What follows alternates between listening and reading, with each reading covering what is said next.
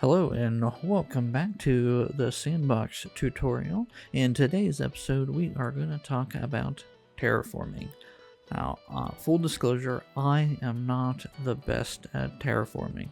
And it really takes a lot of practice and a lot of ideas to come up with the best ways to do your terraforming projects.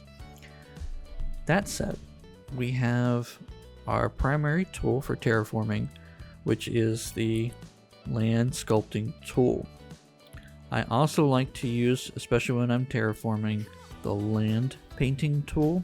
It helps me to better be able to see the land that I am terraforming and how I am doing something with terraforming.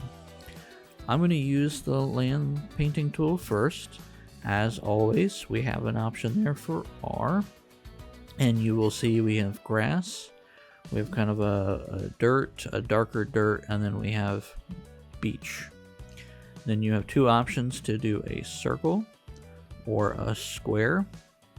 And then the intensity dictates how intense of painting it's going to be. So if it's going to do it really quick or if it's going to do it kind of light and patchy, really just depends on your style and how you want to do things. The circle, you'll also notice you get a radius. If you hit R again, you can adjust the radius with your middle mouse scroll button.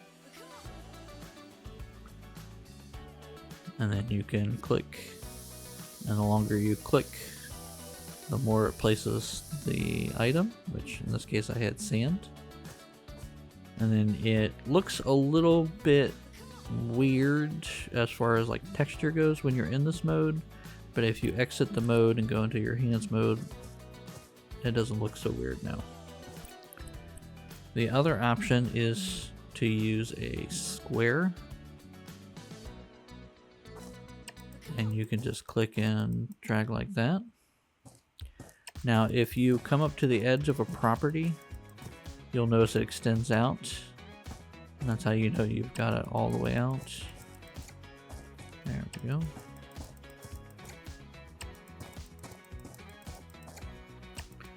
Alright, now we can see our very, very, very flat land. It should be a little bit easier for us to see any land sculpting.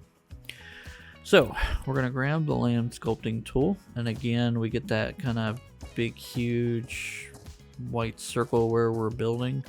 A little bit easier to see now. And we have R as our functions.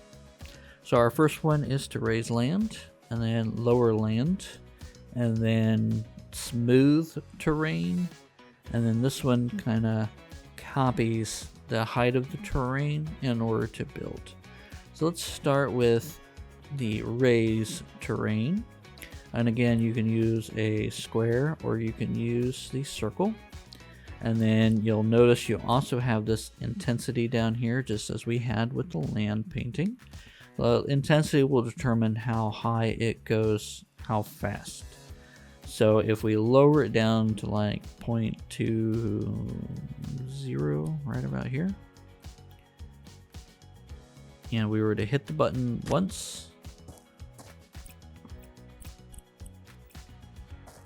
you now see we have a little bit of a hill. If we were to build our wall there, see how it's just slightly below that. It's about 2.5 is, 0.25 is the height of one block. Now, if we have our button again, we were to click again, it's going to raise it up again by that. And you could just click around, come up with a nice little scene here. There we go.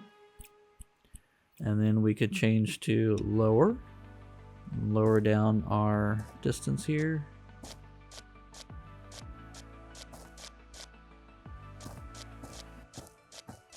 There we go. And so now we got a nice little gap here that then raises up and then comes back down. Nice and simple. Now we can go in and start to smooth things out. So we can take this piece here, you can adjust the intensity here. I'm going to adjust the radius. And I'm just going to smooth things out a little bit, just so it's not, you know, sharp or, you know, too much, you know, just the way erosion works. And so now it looks a little bit smoother down and then up. Not too bad. And then the last tool, if I were to go back to my race terrain, I'm going to switch to a square. I'm just going to do that. So that way you can see it a little bit more pronounced. Now if we were to go in here and use the kind of the erosion tool, you'll notice how it kind of smooths out that edge right there. Nice and pretty. But let's say I just wanted to raise everything up. I can then go back into my tool and click on this tool here. And you'll notice you have radius, intensity, and height. That height you can sample with Q. So if I hit Q here, it has now sampled this as the height. So now when I'm clicking out like this, it's trying to get my land to that height. So it's a great way of kind of like evening out terrain and getting it to the level that you want it to. And again, it's really up to what you're trying to build, how you want to build it. But that is the general way of handling evening out terrain a little bit better than a tool like, let's say, like this.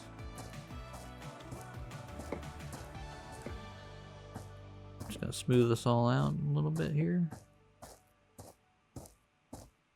There we go. All right. And then what we could do is we could go back to our land painting. Maybe make this all nice and grass up here.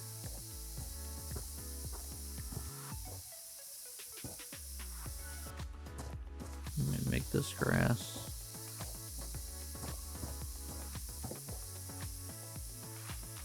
There we go. Sweet. Nice little scene here. Nice and covered, but it's got, you know, natural terrain, or at least natural feeling terrain that allows you to kind of go up and down and get a better feel for how you're doing things. Now the last trick I'll show you is one that I learned from a member of our fantastic community, which is, especially if you're dealing with very tall working, you can kind of build up to where you want to build.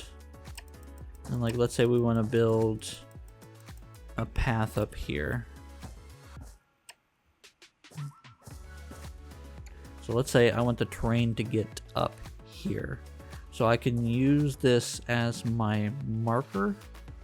So that way I could take this, I can sample that as, oops, sorry, we have to grow this first.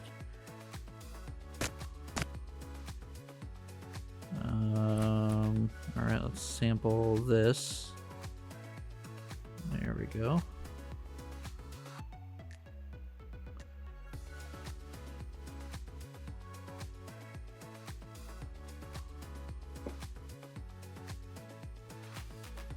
All right, and now what we want to do is get a little bit more precise with our leveling out here until I get to the point where I want it.